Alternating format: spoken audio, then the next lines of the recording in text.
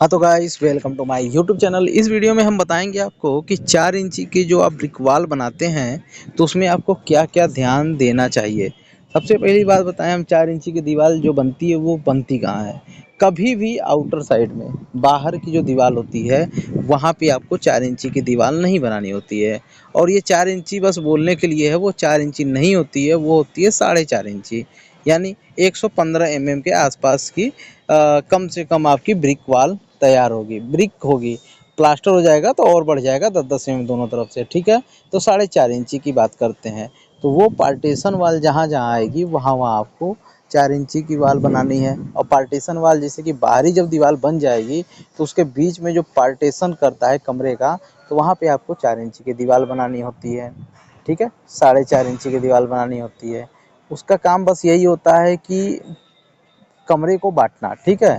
तो वो कोई ऐसा नहीं है कि ऊपर से लोड लेगा, लोड लेने के लिए कॉलम बीम वगैरह है, लेकिन ब्रिक वॉल हम इसलिए करते हैं, बस वो पार्टीशन के लिए होता है। और बाहरी दीवार जो होता है 9 इंची की इसलिए करते हैं कि वो सिक्योरिटी पर्पज़ से, ठीक है, कि 9 इंची की दीवार बाहरी फेस पे होगा तो सिक्योरिटी पर्पज़ से सही रहेगा, ठीक है।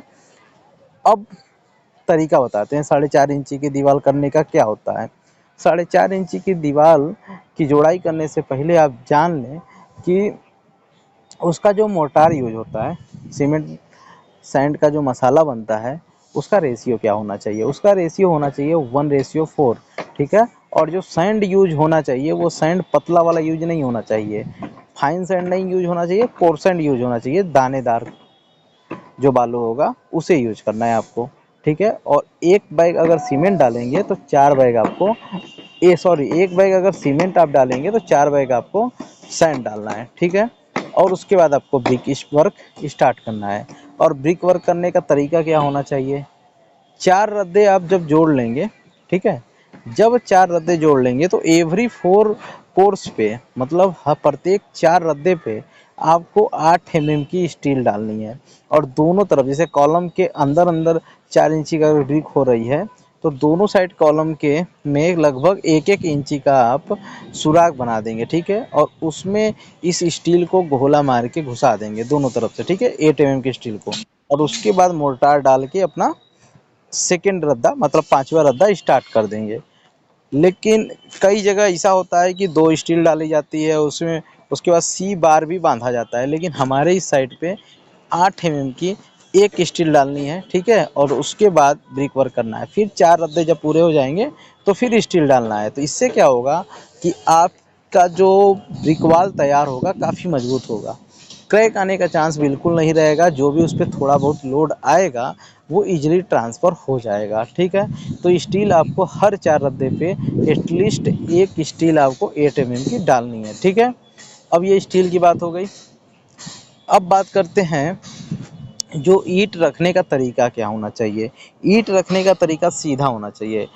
स्किल्ड जो मेसन है इसमें काम करना चाहिए, ठीक है। जिसको बढ़िया से जानकारी हो ब्रिक वर्क करने का उन्हीं को इसमें लगाना है, नहीं तो दूसरा अनस्किल्ड मेसन को लगा देंगे तो वो ब्रिक वर्क सही से कर नहीं पाएगा, टेढ़ा मेढ़ा कर देगा, तरीके से नहीं जोड़ पाएगा, ठीक है। तो उसमें करना क्या है, सीधा ईंट रखना है।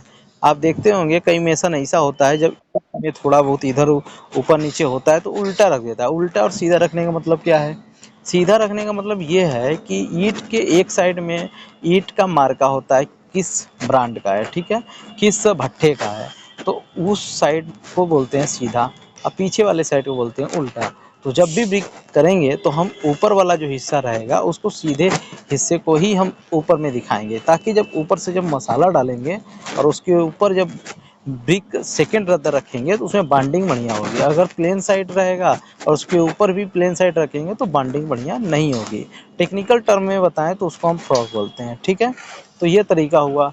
अब इसके बाद आपको करना क्या है, जब ब्रिक वर्क कर रहे हैं तो उसके पूरे ज्वाइंट को अच्छे से फिल करना है, ठीक है, अच्छे से मसाला फिल करना है। ऐसा नहीं कि एक रद्दा रख दिए उसके बाद मसाला डालें फैला दिए उसके बाद फिर रद्दा रखने लगे, ऐसा नहीं करना है।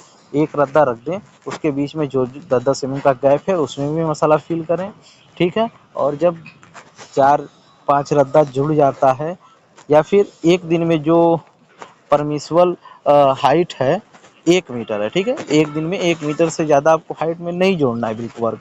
4 इंची का 1 मीटर जोड़िए और उसको दोनों तरफ से मुखाई कर दीजिए। ठीक है, मुखाई मतलब मसाला मार दीजिए बढ़िया से। ठीक है, मसाला मारने के बाद आप रैकिंग ज्वाइंट बना दीजिए, बढ़िया से रैकिंग ज्वाइंट बनाइए। रैकिंग ज्वाइंट जो है कम से कम आधा इंची का गैप हो। ठीक है, आधा इंची गड्ढा हो रैकिंग ज्वाइंट में, उसमें उससे क्या होगा, जब हम प्लास्टर करेंगे तो बढ़िया से बॉन्डिंग आएगा। और जब रैकिंग ज्वाइंट के सहारे जब मसाला फिल कर देंगे तो हर एक गैप भर जाना चाहिए, कोई भी गैप खाली नहीं होना चाहिए। 4 इंची के दीवार में हर जगह मसाला चले जाना चाहिए। ठीक है, वाइट्स होना ही नहीं चाहिए। तो ये बात हो गई। इस तरह से 4 इंची की दीवार हमको जो है जोड़नी चाहिए, इससे आपकी 4 इंची की दीवार काफ़ी मजबूत होगी। तो आई थिंक आपको समझ में आ गया होगा ये सब। हाँ तो गाइस, एक सबसे इम्पोर्टेंट पॉइंट और है 4 इंची की ब्रिक वॉल में या फिर 9 इंची की भी ब्रिक वॉल में, जो ये ज्वाइंट आ रहा है, ठीक है, वो एक सिधाई में नहीं आना चाहिए।